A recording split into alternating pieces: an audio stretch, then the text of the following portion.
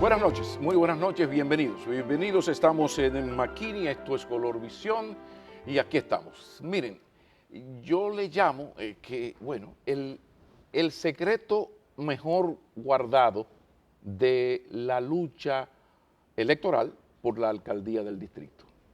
No era muy conocido, no era muy conocido, candidato por un partido relativamente pequeño, pero avanzó la democracia dominicana y llegó la época de los debates. Entonces, de repente, los capitaleños y el país se dio cuenta que había un joven, muy joven, alto, delgado, muy inteligente, muy bien amueblado, además un polemista fino. Por eso yo llamo que era el secreto mejor guardado de la lucha por la alcaldía del Distrito Nacional. Por un error nuestro, yo no pude entrevistarle y se fue la campaña, porque yo calculé mal. Resulta que el sábado antes al proceso electoral, este programa sábado 11 de la noche, no puede uno hablar de política ni hablar con candidatos. Y entonces el señor Bartolomé Pujals se me quedó. Yo me acerqué cuando hicimos un debate en esos días y le pedí excusas. Le dije, mira, insana virtud la de meter la pata. Y le dije, bueno, inmediatamente salgamos de esto, pues vamos a hacer un programa. Pero como dice el merengue, ¿y ya para qué? Porque ya iban a pasar las elecciones.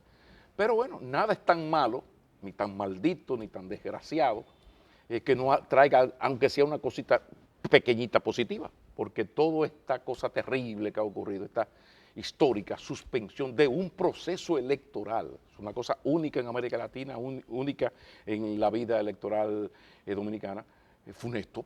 Estamos, ustedes saben la situación en la que estamos. Bueno, es una cosa tan mala que lo único bueno que tiene es que ahora, antes del proceso electoral, el próximo, pues puedo, y aquí lo tengo, conversar con Bartolomé Pujals. Qué bueno, qué bueno. Gracias, Pablo, gracias no hay por tiempo estar. que no se cumpla, ¿no? Sí, sí, sí, calle de la Veracruz. Dile a tu padre que te diga qué es eso de calle de la Veracruz, que fuiste mi calle. ¿Quién es? Vamos por parte. ¿Quién es Bartolomé Pujals? Además, tu edad, porque además de ser joven, aparentas ser exageradamente joven. ¿Quién es? Bueno, yo soy un joven de 33 años, abogado, que nací aquí en la capital, en el barrio de Matahambre. Soy hijo de dos trabajadores, empleados públicos, que no tuvieron educación universitaria, pero que me dieron la posibilidad a mí y a mis hermanos de poder hacernos de una profesión. Y que en los últimos 12 años de mi vida he dedicado y he conjugado el ejercicio de mi profesión como defensor de derechos humanos con el activismo social. Decidí participar en los movimientos sociales porque entendí y no veía algún tipo de espacio donde yo me sintiera representado en la partidocracia tradicional. Y por eso estuve en los Haitises, en el 4%, en Justicia Fiscal, Un activista social en la lucha sin vacación. por Loma Miranda, en Marcha Verde. Ahora, junto con un grupo de compañeros y compañeras, llegamos a un punto de una reflexión donde nos dimos cuenta de que el problema de la República Dominicana era un problema democrático de fondo. Es decir, de que los representantes a los que nosotros le estábamos hablando no nos escuchaban, de que la relación entre representantes y representados estaba rota y que teníamos dos opciones, o el exilio económico o nos quedábamos aquí a participar, entendiendo que la participación es la única manera de lograr los cambios en las instituciones. Pero desarrollaron estrategias para evitar el exilio político, es Así, decir, no quedarse fuera siempre claro, criticando y totalmente, no aterrizar. totalmente. Entendiendo que si no hay participación democrática, si no cambiamos ese liderazgo, si no vamos a las instituciones a que esta narrativa, a que este discurso, a que estas ideas se conviertan en políticas públicas, no iba a haber ningún cambio en la República Dominicana. Y decidimos crear una organización política que llamamos El País que Queremos, que es una agrupación política para la capital. Salimos a buscar el reconocimiento y esta Junta Central Electoral, que ya nos ha llevado a este desorden en el que estamos, nos rechazó el reconocimiento precisamente porque la participación política en este país está limitada y determinada para aquellos que no quieren cambiar el sistema. Generamos un acuerdo político con Alianza País que nos permitió la posibilidad de aspirar a la alcaldía y tiramos una candidatura a la alcaldía porque nosotros entramos a la política por dos razones fundamentales. Primero, para cambiar la vida de la gente y en segundo lugar, para devolverle la esperanza a la gente de que la política es el único espacio para generar bienestar para todos. Un alcalde tiene la posibilidad y la capacidad de incidir en la vida de la gente de forma muy rápida, de cambiar la vida de la gente de forma muy rápida, de generar bienestar en la vida de la gente muy rápida. Y por eso entendimos que yéndonos por la alcaldía del distrito, además, el lugar donde muchos de nosotros nacimos, el lugar donde nos ha visto crecer, desarrollarnos, y era el espacio idóneo para poder demostrar de que aquí, primero hay una juventud, hay una generación que está dispuesta a hacer las cosas distintas, pero segundo, para demostrar de que se puede renovar el liderazgo político desde una posición muy importante que pesa mucho y que solamente parecería que está reservada para un grupo de tutumpotes, como decía el profesor, un grupo de personas muy concretas que solamente pueden aspirar a esa posición. Y la posibilidad de romper un poco con esas limitantes. Aquí y yo se lo he criticado mucho a la izquierda, o a los partidos minoritarios, que se quedan en el resquemor, que bueno, entonces nosotros somos los pequeños, todo está hecho para favorecer el grande, las grandes corporaciones controlan el país, cada vez los gobiernos gobiernan menos y gobiernan más las corporaciones locales o internacionales. Entonces hay un discurso que no es incorrecto. El problema es que se quedan ahí. Yo siempre digo, sí, pero a partir de esa realidad que tú no puedes cambiar, eso está ahí. Eso es como el uso de los recursos del Estado, las marrullerías políticas de un partido gobernante, desde Lilis hasta ayer en la tarde. Entonces tú tienes que, a partir de eso, actuar. ¿Tú has pensado, Bartolomé Pujals y su equipo, ha pensado un poco en eso? O sea, esta es nuestra realidad, jodida, Claro. vamos con unas Claro. desventajas.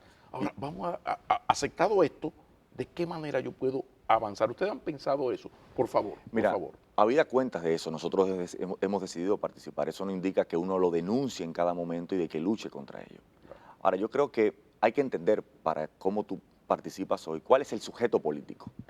Nosotros decidimos participar, ¿por qué? Porque hay un sujeto político que ha sido la ciudadanía, que en los últimos 20 años del siglo XXI no se ha sentido representada en los partidos políticos. En lo que llevamos de siglo, los partidos políticos dejaron de cumplir la función a la que estaban llamados, es decir, garantizar la participación y defender los derechos de la gente. Cuando la gente dice, aquí no hay oposición, ¿a qué es lo que se refiere? ¿Qué significa oposición? Oposición significa defender. Los partidos políticos del sistema tradicional y los que se han quedado y que han quedado marginados dentro de la hegemonía PLDista, Incluidos muchos pequeñitos. todo claro, no han en la sabido cultura. cumplir la función de defender derechos. No son los partidos políticos como estaban en tu época, tú que tienes más juventud acumulada, defendían derechos. Se oyó bonito. Claro, defendían derechos. Los partidos políticos no están hoy en la lucha por el derecho a la salud, por el derecho a la ciudad, por el derecho a la educación, por el derecho a la seguridad social. Es decir, los derechos que forman parte de la cotidianidad de la gente, los partidos políticos no están en esa discusión. Qué bueno que mencionas eso, porque a mí siempre me ha llamado la atención. Lo más revolucionario que han hecho los gobiernos de los últimos 30 años ha sido la ley de la seguridad social y su aplicación, el documento, ¿no? Entonces yo digo, vea, que ¿dónde está la izquierda, los partidos alternativos, los partidos progresistas, la oposición? Porque aquí esto es ley. Claro. Entonces resulta que, fíjate, que las estancias infantiles es una ley del 2001 y en el 12 comenzaron a instalarse. Y en esa época el analfabetismo, oye, en todos estos años, ¿dónde estaban los partidos para decirle, mire, eso es inaceptable que en un gobierno de los hijos de Juan Bosch, aquí hay un analfabetismo de este nivel? Por favor. Ahora, lo que pasa es que aquí la ley, mientras en otros países la seguridad social fue un logro de los trabajadores, aquí fue un logro de la banca. Aquí la socialdemocracia le entregó. Pero el asunto es peor, porque ni siquiera esa ley que va por ahí por donde dices tenía cosas positivas como esto de las estancias. Claro. Pero ni siquiera las partes positivas inevitables, Claro, positivas, porque se aplicaban. los partidos políticos entraron en un escenario en donde sus agendas no eran una agenda de derechos. Es decir, la lucha de los partidos democráticos del siglo XXI es la lucha por los derechos, que es lo que ha estado defendiendo la ciudadanía. Cuando tú ves la región, cuando tú ves lo que está pasando, todo este clima de desconfianza frente a una política neoliberal que se ha venido desarrollando aquí en los últimos 30 años en toda la región, es precisamente porque lo que ocurrió es no es vano decir que se perdieron las ideologías, que se perdieron los ideales. La gente comenzó a dejar de ver los matices. Es decir, antes se identificaba el PRD como el partido de la lucha por las libertades. El surgimiento del PLD, el partido que buscaba una democracia social, la democracia de los derechos sociales, la democracia que buscaba generar una segunda independencia, más allá de la independencia que entendimos en el siglo XIX. Sí, no, Entonces, esa lucha tuvo que ser asumida por los ciudadanos frente a una situación en donde los partidos políticos no se encontraban. Es por eso que nosotros decidimos participar en clave político-electoral, es decir, aquí, entre los partidos que existían, no había un partido político que asumiera como sujeto político, es decir, sujeto de los cambios, la ciudadanía. Es lo que está pasando, fíjate ahora mismo, con el tema de las movilizaciones frente a la crisis electoral. Es una ciudadanía que se autoconvoca, una ciudadanía compuesta fundamentalmente por millennials, por esa generación Z que viene ahí, como le llaman. Que son, extiéndete, por favor, un poquito, porque ese era claro, el otro tema, que antes de entrar al tema, claro, que es tu bendita claro, candidatura, pues te tenía esto que está ocurriendo, esta crisis, y sobre todo estos muchachos maravillosos que están ahí. Tú querías que militaran, están militando y están en las calles. claro. Tu lectura de esto que está ocurriendo. Y en una demanda muy política, porque lo que está ocurriendo no es un movimiento social, es un movimiento político de ruptura que comenzó en el 2017. Tú sabes que decía Gramsci que la crisis es cuando lo viejo no termina de morir y lo nuevo no termina de nacer, y ahí surgen los monstruos. Ahora, nosotros estamos en ese momento, en una época de crisis, que cuando tú ves la arritmia histórica que tiene este país en referencia a otros países, tenía que como quiera llegar aquí. En el 2017, esas movilizaciones, que no era una movilización en contra de la corrupción, solamente en contra de la impunidad, era una movilización contra una forma de administrar la democracia, de gestionar la democracia. Ahí inició ese parteaguas, que dejó un sedimento, generó un sentimiento que inoculó de alguna manera a muchos ciudadanos sobre la necesidad de que aquí tenía que cambiarse las reglas del juego, porque dentro de nuestros proyectos individuales la promesa de la democracia no se había cumplido. Yo creo que lo que está ocurriendo ahora es el resultado, una materialización ya más política de un sistema que yo he dicho que no se está preparando, de un régimen, en este caso el Partido de la Liberación Dominicana, para entregar el poder de forma democrática, sino para retenerlo. De una clase política que languidece, que sabe que ya desde el 2017 para la fecha, el más del 60% de la gente se considera independiente de los partidos políticos. ¿Y tú confías en que Luis Abinader puede estar a la altura de las circunstancias y de la oportunidad, que todo parece que la división del PLD y todo esto que está, este striptease de la clase política dominante, esa oportunidad que se le está brindando? ¿Tú tienes alguna confianza, alguna fe? ¿Tú crees que puede ser un paso hacia adelante? Yo tengo mucha preocupación porque creo que él tiene que cumplir un rol histórico en este momento, pues, por ser el candidato que encabeza las encuestas y el principal líder de oposición. Pero lo que la gente está reclamando de un político no es el político de las campañas electorales, no es el político que está arriba de una jipeta, de una caravana, es el político que sale a defender a la gente. Y lo que la gente está reclamando para que Luis Abinader, si es él, en este caso, que vaya a resultar ser el próximo presidente de la República, es que él salga a defender a la ciudadanía, que salga a asumir esas posiciones. Porque aquí tú no puedes ganar por default, es decir, tú no puedes ganar por la destrucción de tu adversario. Aunque puede haber mucho de eso. Claro, pero la posibilidad de que tú tengas un gobierno con una debilidad tan grande que impida que tú puedas realizar y tener el apoyo realmente ciudadano, porque aquí la gente no, el voto de castigo es algo que se ha producido históricamente en la República Dominicana. Y más que un voto de castigo, yo creo que lo que nosotros estamos llamando y debemos llamar desde la oposición a la gente es que deposite las razones en esa urna para generar ese cambio político. Esa yo creo que es la gran oportunidad que abre este proceso y que evidencia, más allá de la crisis política, estamos en una situación de excepcionalidad constitucional, es decir, estamos fuera de todo precedente, de todo régimen legal. Sobre todo porque no fueron anuladas, fueron suspendidas. Suspendidas. Que el concepto, la categoría claro, no, y no se ha producido ni siquiera esa proclama, esa resolución que anula estas elecciones. Ahora, más allá de esto, yo creo que ahí es donde inicia el surgimiento de lo nuevo.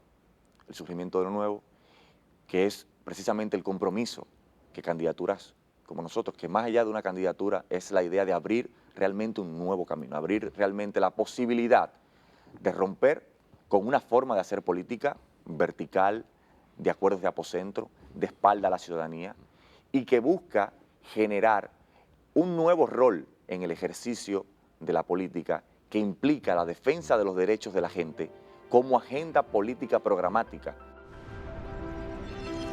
Si los partidos políticos de oposición, en este caso porque el gobierno es el único que está conforme con esta junta, si los partidos políticos no asumen esta demanda ciudadana, sea para cambiar la junta o sea para intervenir la junta, controlarla, nosotros somos de los que creemos que en este momento lo que manda es plantear lo justo.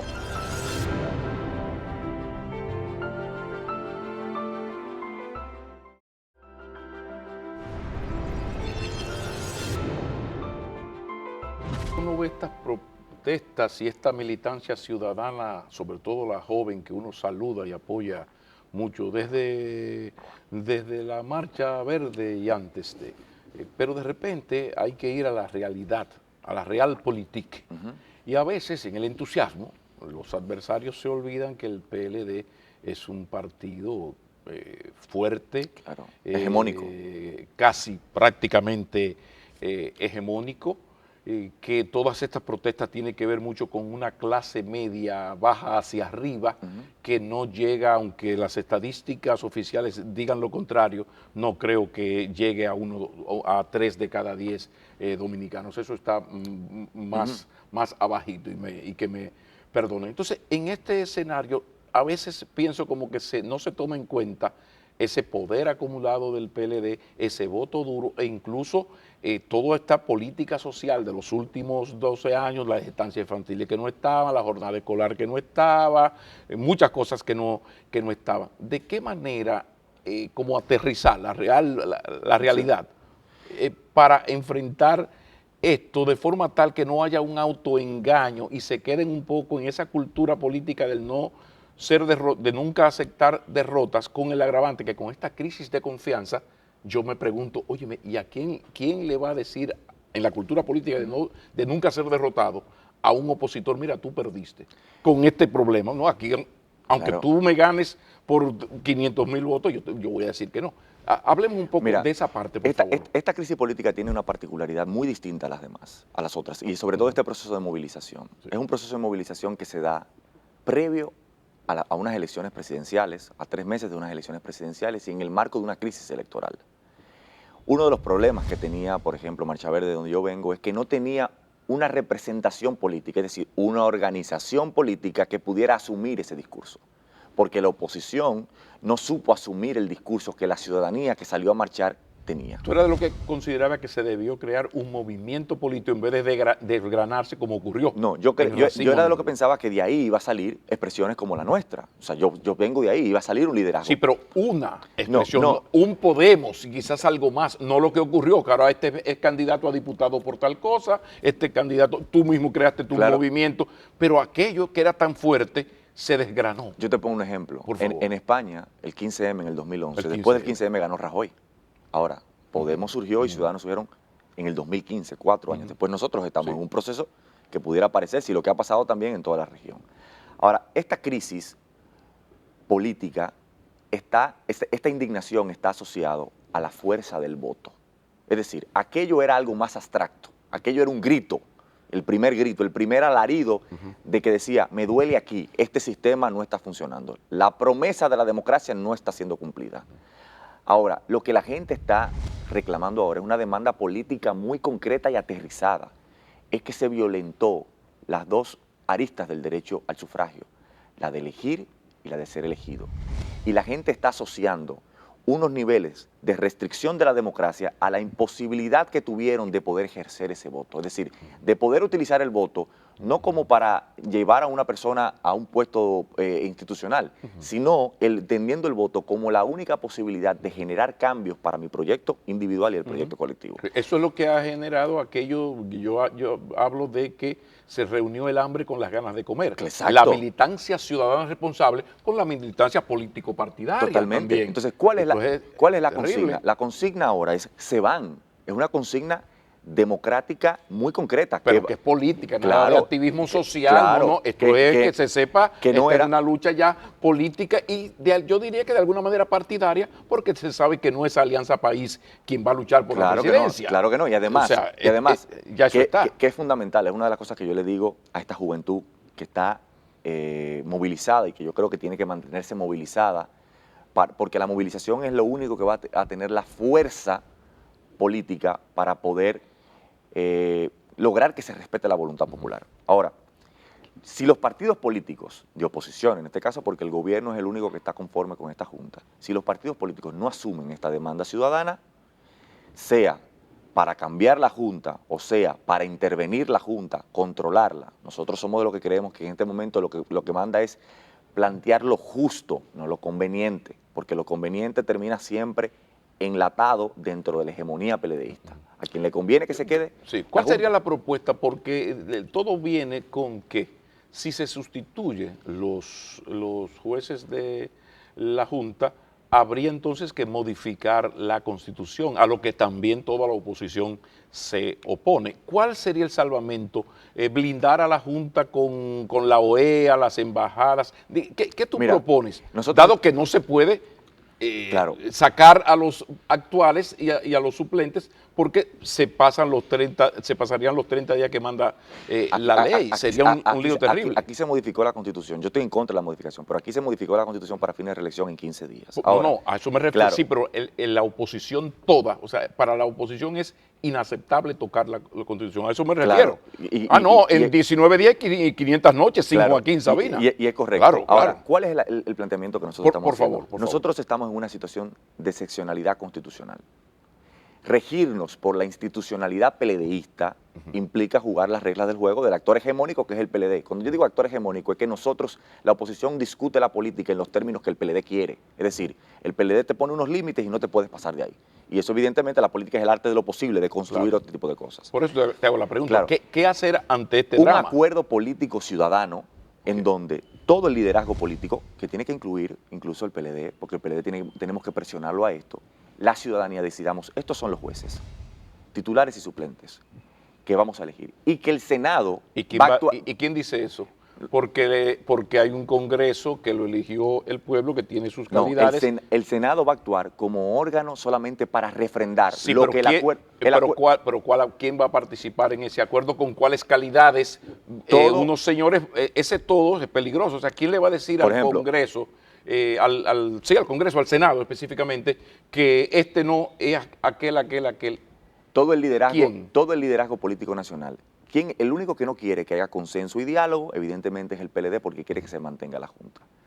Cuando aquí hubo una crisis en el 94, el principal responsable del fraude fue el Partido Reformista, Joaquín Balaguer. Y Joaquín Balaguer lo tuvieron que sentar en una mesa de diálogo y en un acuerdo político fue lo que definió después. En aquel momento la fórmula fue una reforma constitucional, en este caso será un acuerdo político que va a identificar con nombres y apellidos quiénes son estos jueces y estos titulares y suplentes, y el Senado va a actuar como órgano que va a refrendar única y exclusivamente. Lo que pasa con esto es que este proceso debe conducir inevitablemente, como tú lo planteas, a una modificación constitucional. No. O sea, tú puedes mañana cambiarme los titulares y los suplentes y que en 24 días me organicen unas elecciones. ¿Eso es posible? Sin lugar a dudas. Aquí, más allá de los 3 meses de movilización que hubo en el 94, aquí la crisis política se resolvió en 3 reuniones. Y un nuevo director de informática, unos nuevos gerentes de informática. O sea, ¿tú crees que eso es posible en 3 semanas organizar? Yo creo que sí. La gente dice lo siguiente. La gente dice, el gobierno, el discurso del gobierno es, bueno, no, porque eso provoca una crisis. La crisis está generada. Y esta crisis no se va a resolver con una salida. Lo mío es pragmatismo. O sea, hay posibilidad de organizar en 3 semanas, en 23 días, fuera toda la Junta entera, fuera, lógicamente, director de informática y sus gerentes, en 21 días. Ahí es que está el drama. Yo estoy de acuerdo en la crisis y en todo esto. Este es el liderazgo político, es la necesidad de entender lo que la gente está reclamando. Yo creo que sí, que es posible hacerlo, porque estamos en una situación de excepcionalidad constitucional donde el régimen político ahora mismo está le ha entrado agua y la necesidad de resolver esto pasa por una salida política. ¿Por qué? Porque no puede ser, digamos, la Junta Central Electoral, yo no creo que sea intervenida por quien sea, vaya a actuar de forma diferente. Porque Pablo, la Junta Central suspendió las elecciones el domingo y dijo, de boca del presidente de la Junta Central Electoral, que iba a consultar al liderazgo político nacional para convocar unas nuevas elecciones. Y al otro día, sin consultar a nadie, convocó nuevas elecciones sin ni siquiera haber anulado esto. El problema de las elecciones fue el voto automatizado. No, el problema no fue el voto automatizado, fue la falta de transparencia, la falta de confianza, la falta de una Junta Central Electoral que actuara con independencia e imparcialidad. Te digo algo, yo era de los que estaba de acuerdo con el voto automatizado, porque a estructuras como nosotros, que son estructuras pequeñas, nos genera un gran alivio para lo que tiene que ver con el tema de los delegados. Con los delegados. Ahora, claro. el problema es que, como yo le decía a la misión de la OEA 2 días antes de las elecciones, le decíamos, nosotros hemos llegado a estas elecciones con total falta de confianza, con una intranquilidad, porque la Junta Central violó su propia legalidad. Si la Junta Central Electoral hubiese, antes del 6 de octubre, que fue cuando inició todo este problema, generado las auditorías, consultado con los partidos políticos, hacer una gestión puertas abiertas, las cosas fueran distintas. Pero no lo iba a hacer porque esa Junta Central Electoral ha estado siendo narigoneada por el Palacio Nacional. Entonces, no puede ser que los mismos que nos han llevado a una situación sin precedentes de vergüenza internacional sean los que van a resolver el tema. Si cuando tú al otro día ni siquiera asumes una actitud de humildad, de parsimonia, de diálogo, lo que haces es que proclamas nuevamente las elecciones sin consultar a nadie. Nosotros, cuando hablamos de esta propuesta, decimos los ayuntamientos no solamente son para recoger basura. Un ayuntamiento incide en la calidad de vida de la gente. Un ayuntamiento está encargado de generar transporte colectivo.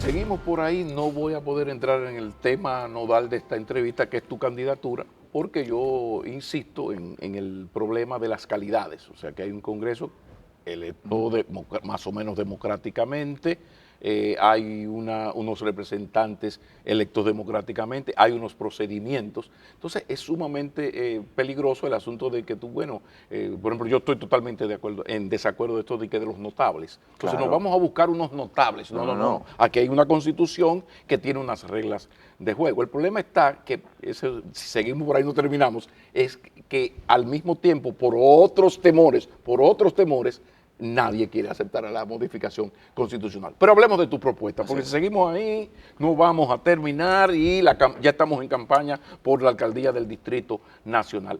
Lo impostergable, lo fundamental, aquí siempre se dice, aquí se bromea mucho, que aunque este es un país donde lo urgente posterga lo importante. ¿Qué es en las ideas y propuestas de Bartolomé lo importante, lo fundamental, lo no negociable, la esencia de tu propuesta, por favor? Mira, nosotros hemos llamado nuestra propuesta una ciudad para la gente.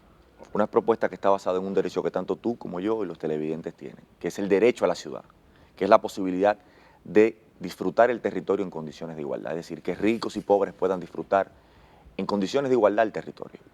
Nosotros lo que es una propuesta que busca es democratizar la forma en cómo nosotros vamos a vivir esta ciudad. Una ciudad que nosotros no llegamos a este desorden de la movilidad, de los espacios públicos, de la basura, de la nada. Porque las ciudades se organizan a 20 años. Y aquí hace 20, 22 años se tomaron una serie de decisiones que organizaron esta ciudad, por ejemplo, en temas tan importantes y que afectan y preocupan tanto al capitaleño como hoy, como es el tema de la movilidad, que organizaron esta ciudad en torno al vehículo privado.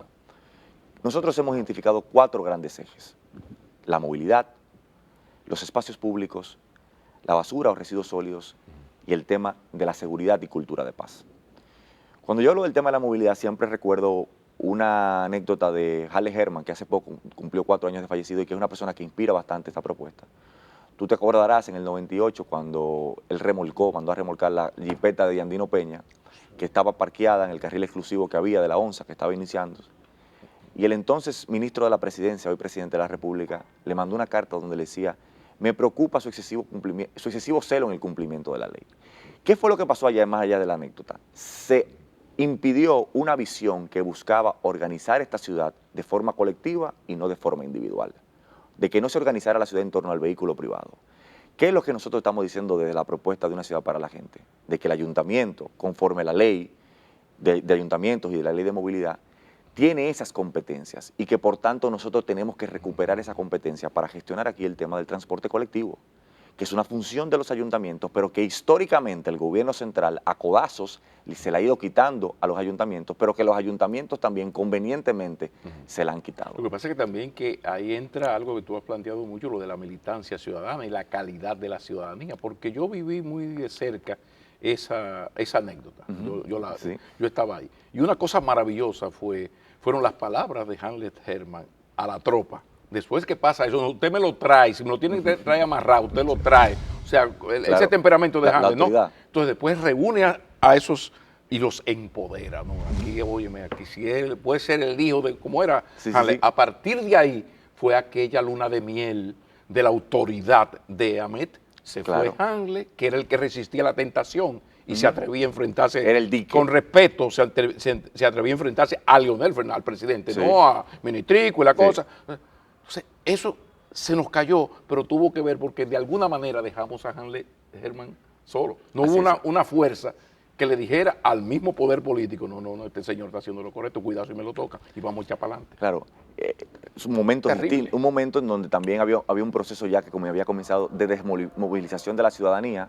Sin embargo, hoy algo de lo que ocurre es precisamente, y es algo que tiene que ver en este caso ya con el alcalde, el ejercicio, lo que un alcalde tiene que defender el ornato público, los espacios públicos, pero también tiene que defender a la gente. Es decir, no ha habido una posición, no solamente del incumbente actual, sino de 20 años de políticas de organizar esta ciudad en torno a este desorden, en donde se haya ejercido la autoridad y la regulación, en donde un alcalde haya sabido defender frente al gobierno central cuáles son las funciones que nosotros tenemos.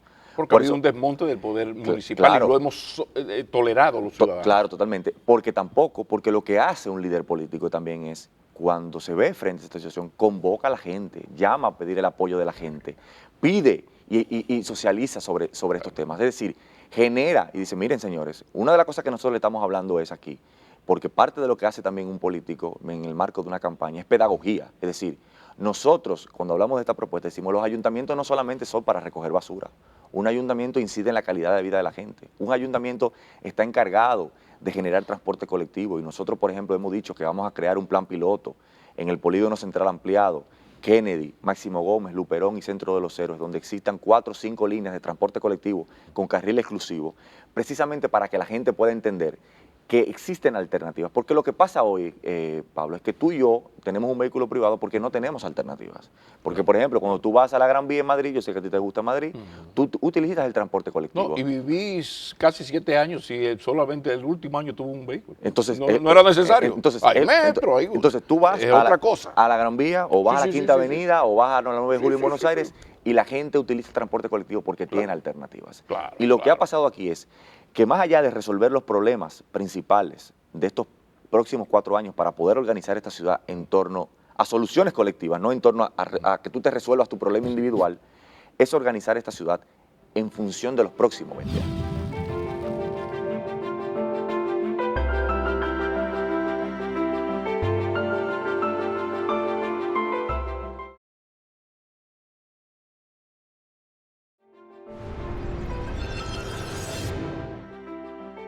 Explica que estas cosas no se hayan hecho, porque una cosa terrible, por ejemplo, aquí hay familias de clase media que hay 3 vehículos y no es porque son ricos, a veces ni cenan en esa casa, pero tu muchachita de 19 que está estudiando en la universidad, no se te pasa por la cabeza como clase media Ajá. que te coja un vehículo en camino chiquito, llegue a la Tiradentes y coja otro, o sea, por la Claro. cabeza el clase media y No pasa. todo el mundo, y más con este lío de la inseguridad ciudadana. Claro. Pero esto viene, por ejemplo, el absurdo del concho. Pero tenemos 30 años hablando del absurdo del concho. Tenemos 30 años hablando de que todos estos vehículos significa consumo de gasolina, o sea, divisas, repuestos. O sea, hay cosas que tú la teorizas y tan claras, digo, aquí está bien, pero a la hora de aplicar no hay forma de que se pueda. Lo que pasa es que lo que no se nombra no existe, Pablo. Y en las narrativas, en los discursos políticos, no se ha mencionado. Esto no ha sido parte de los discursos políticos de los actores que hemos tenido.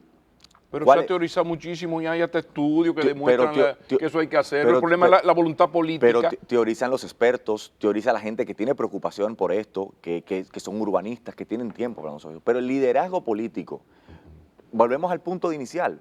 ¿Por qué hoy día los partidos políticos están tan desconectados? ¿Por qué estos niveles de desconfianza, estos niveles de desafección de la militancia partidaria? Porque los partidos políticos y los actores políticos no hablan el lenguaje de la ciudadanía, es decir, no hablan sobre los problemas Sin que tienen. embargo, eso tiene mucha lógica, Bartolomé. Sin embargo, hay algo que a mí me llama mucho la atención. Aquí la abstención, tanto en las presidenciales como en las municipales, está por encima del promedio latinoamericano. Aquí en las municipales estamos hablando 48-52% promedio, y en las presidenciales 69-74, para poner un margen. Eso es altísimo en el ámbito latinoamericano.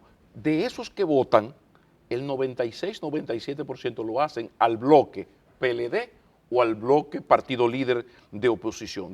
Digo, pero ¿qué pasó? Porque entonces aparece el partido con ideas nuevas, tu discurso. Claro. Entonces, cuando tu partido va, el que más saca, que es precisamente Alianza País, 2.4, sí. 1.9. Entonces, hay un problema de que esa oposición, fuera de lo que yo llamo la partidocracia, no logra conectar y sobre todo ganarse la confianza de manera tal que no ocurra lo que ha ocurrido aquí, porque no estamos en la época de Balaguer, que nunca pasó de 25% y menos, y ganaba elecciones con comillas. No. Aquí PLD y PRD, ahora PRM, insisto, te tienen el 95-97% de los que votan. Pero, con sus bloques. Porque la política hay que entenderla dentro de ciclos, y dentro de esos ciclos, el primero habían tres grandes fuerzas, bipartidismo, de dos, de uno y uno, y ahora otro. Ahora el PLD y el PRM. Antes PLD, PRD, sí. PRD, Partido Reformista. Aquí hay un ciclo que comenzó en el 66. 65 para acá, un ciclo histórico de la democracia dominicana que tiene varios ciclos. Hay otro que comenzó en el 96. Sí, 66, 96, 96, claro, por ahí anda la cosa. Y hay un ciclo que está cerrando ahora. Hay un ciclo que está Fíjate que podría ser el 24. Claro, correcto. Pero que un proceso, los cambios no llegan de la noche a la mañana. Yo te decía, por ejemplo, tú ponías el ejemplo de Podemos. En el 2011 fue el 15M, que fue un grito, un manifiesto por democracia ya, democracia directa, democracia real. Las elecciones siguientes ganó Rajoy, ganó el Partido Popular. Y no fue hasta el 2015 que irrumpieron nuevas organizaciones, pero no fue sino hasta el 2020 que el Partido Socialista, en el primer gobierno de coalición, por ejemplo, de España, se genera. Es decir, es un ciclo que se toma su tiempo, además en un país que hay que decir, en palabras del profesor Bosch, que tiene ritmo histórica. Ahora, aquí está cerrándose un ciclo en donde los niveles de desafección política, te está hablando del 2017 para acá, hoy se habla de un 60% de gente que votaba PLD, PRM y que no lo vota. Entonces, antes del 2016, tú me preguntabas esto y yo te digo, es cierto. El discurso, y antes del 2016, es muy probable que yo no hubiese, estado sentado aquí. Que en base a esas estadísticas que estoy hablando. Claro, ahora bien, yo creo que nosotros no tenemos, las respuestas se están construyendo, las preguntas se han cambiado. Y esas respuestas se están construyendo en este proceso. Aquí en el 2020 va a haber cambio. Nadie pensaba, era inimaginable, de que el Partido de la Liberación Dominicana se dividiera.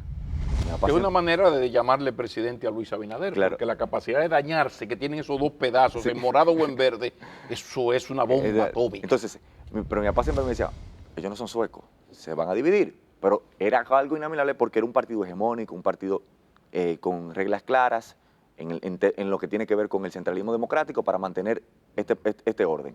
Se dividió el PLD, una variable que no estaba sobre la mesa. Y que Leonel Fernández, que estaba en el ostracismo, ahora es una ficha de tranque para el PLD, o para el PRM, o para cualquier otra organización. Es el partido bisagra. Él decide quién es el presidente. Entonces, aquí las reglas del juego, el escenario político se está construyendo de forma distinta. Y una muestra de eso es que yo estoy aquí sentado frente a ti, Pablo, de que aquí hay un liderazgo político distinto. Esas movilizaciones que están ahí tienen otras características.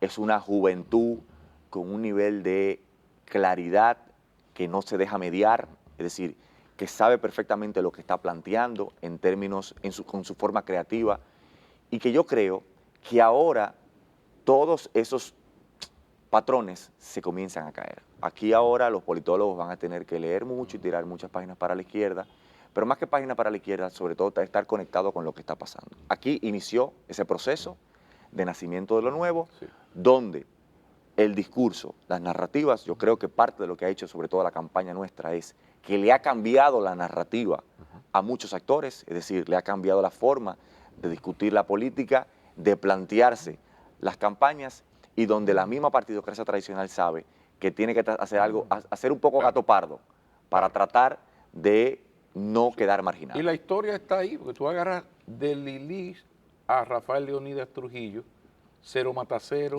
30, 40 años. De Trujillo a Balaguer, 36. Correcto. De Balaguer a Leonel, 30. 30 años. 30. Y entonces, del 96 al 26, Hay ahí, hay ahí 30. estamos. Con- Que eso es lo que se está con el componente cambiando. de que vivimos en una época de cambios exponenciales. Es Bueno. decir, que esto potencia todo. Es decir, Totalmente. fíjate cómo nosotros, como tú dijiste al principio, la democracia ha comenzado a cambiar y llegaron los debates. Claro. Si no hubiese sido por los debates, nosotros no tenemos la capacidad de romper el cerco político, económico, mediático que existe y que busca sobre todo para garantizar una estabilidad para grupos, que ciertos actores sean los que puedan hegemonizar y debatir el debate público. Bartolomé, terminamos contigo como, no, hay que ser justo y Sí. equilibrado, como terminamos con Carolina, con Johnny Ventura, con Domingo, con todos. Esto es lo que hablábamos en el debate, yo les proponía a ustedes el minuto de oro. Pues tú tienes el minuto de oro para, mirando a tu cámara, explicarle a los capitaleños por qué votar por Bartolomé Pujals y no por los demás. Adelante. Nosotros hemos comenzado a construir una nueva historia, que es la historia de la nueva política. Es la historia que busca que la labor política sea la de generar una agenda de defensa de derechos. Que el liderazgo político entienda que la ciudadanía es el nuevo sujeto, es decir, que somos nosotros los ciudadanos que contamos, somos los ciudadanos que construimos patria, que somos los ciudadanos que determinamos cómo este país debe regirse. Esta propuesta de una ciudad para la gente lo que busca es democratizar esta ciudad. Busca sobre todo también renovar el liderazgo, de demostrarle a la gente que la política es el único espacio para generar bienestar para todos. Busca devolverle la esperanza a la gente, busca sobre todo incidir y cambiar la vida de la gente. Eso es la gran garantía de que una candidatura que no tiene dueño y que su único compromiso es con la ciudadanía. Qué bueno que la inmensa minoría comienza a tener vocación de ser mayoría. Así Muchísimas es. gracias, Gracias, Bartolomé, Pablo. y buena suerte. Muchas gracias. Ni un segundo más. Una feliz noche, buen fin de semana, y si es sin familia, pues mucho mejor. Sean felices.